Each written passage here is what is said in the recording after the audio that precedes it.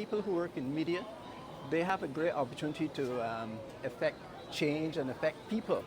You know, and what you say, your words are so important. Yeah, what you put out there is very important. So if you're Very to change the narrative and bring more positive things to life. precise. What is something that you learned along life's journey that you wish you knew at 20 or when you were younger? That life is made for living, basically. You know, when you're young, you think that there's no problem, you can handle anything. But along the way, you learn that, you know, you've got to be careful along the way and speak to older people. Speak to older people. They have all the knowledge you could ever wish for. What made you come to that realization? Because I spent a lot of time with my grandmother, and she used to tell me all these old sayings that didn't make sense when you're young. But as you mature and you realize that these things made a lot of sense, you know.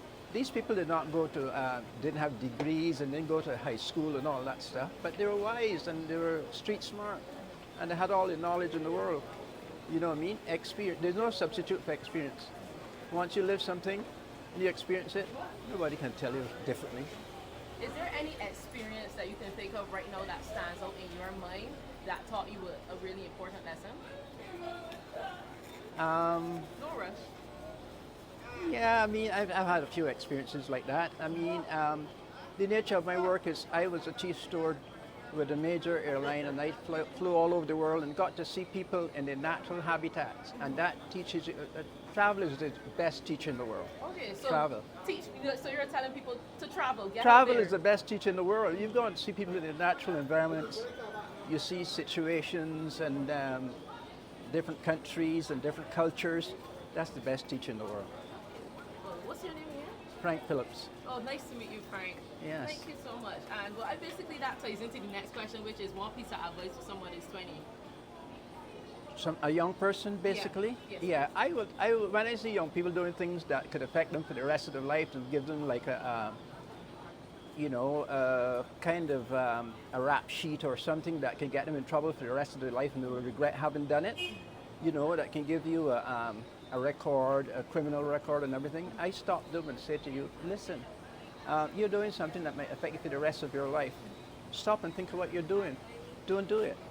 You know. I'm 76, and once you reach that age, you don't reach that age by just happenstance.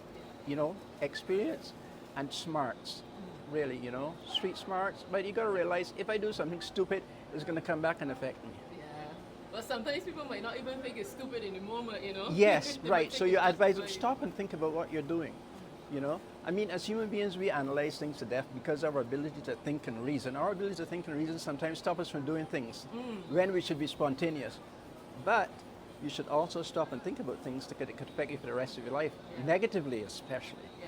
You know, So spontaneity is also something important in life. very important in life because as human beings, because of our ability to think and reason, we analyze things to death when we should really move on them. That's me this past week. Yeah. Yes, you analyze things to death and you don't do it. So the opportunity is passed. When you realize the opportunity is gone, you know?